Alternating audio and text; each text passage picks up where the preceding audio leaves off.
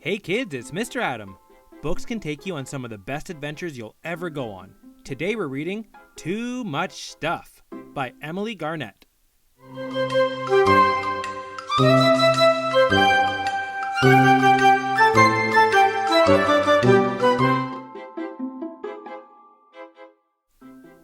In a tree that was taller than all of the rest, Meg and Ash were busy building a nest. They built it from mud and from grass and from sticks, and they dreamed that one day they would fill it with chicks. Then lastly, to keep it all cozy and clean, they lined the whole thing with an old magazine. It wasn't that long before they had laid 4 perfect eggs in the nest that they'd made. But looking around, they worried their nest needed more stuff to make it the best. And so while one of them stayed behind, the other flew off to go and find the extra things that they agreed their chicks were really going to need. At first, they brought back little stuff. 2 ornamental cuckoo clocks, 4 tiny socks, and a pack of plastic pegs in shades of blue to match their eggs. But still it didn't seem enough, and so they got some bigger stuff, a tent abandoned by a bin, the bin and everything within. Better, they said, but not quite enough. Our perfect eggs deserve more stuff. Meg got some lights for when it got dark. Ash got a pram from a nearby park. They nabbed a bucket and a mop, a brush, a broom, they could not stop. They wondered if each chick would like to one day learn to ride a bike. And even though it took a while, the bikes got added to the pile.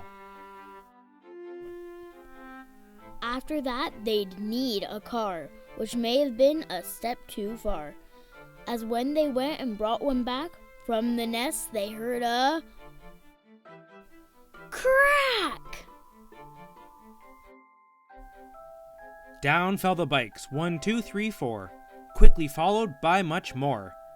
The car came crashing down on top, followed by the brush and mop. The shiny bucket and the lights came clattering down from the heights. The fancy pram that they'd brought back hit the ground with quite a smack. Falling fast, the poor lost Ted landed hard upon his head. On top of him bumped the bin, its contents now outside, not in. The clocks came falling mid-cuckoo, just as they were striking 2. And sailing down beside the clocks came the pairs of baby socks. Finally, the plastic pegs came falling down upon their eggs! Where are our eggs? The magpie stopped and looked around at all the things strewn on the ground and cried, "It didn't seem enough, but look at all this useless stuff." They lifted off the plastic pegs, but still they couldn't find their eggs. And so the whole wood set about, trying to dig their poor nest out. The lights got pegged up in a tree, so all the animals could see. The bikes got taken back and left at the scene of their theft. The Ted was given by the bugs to someone who would give him hugs. The cuckoo clocks made quite superb homes for all the smaller birds, and the socks made very nice, cozy beds for baby mice. The squirrels took the pram apart and used the bits to make a cart. The car became a fine fox den, big enough to hold all 10.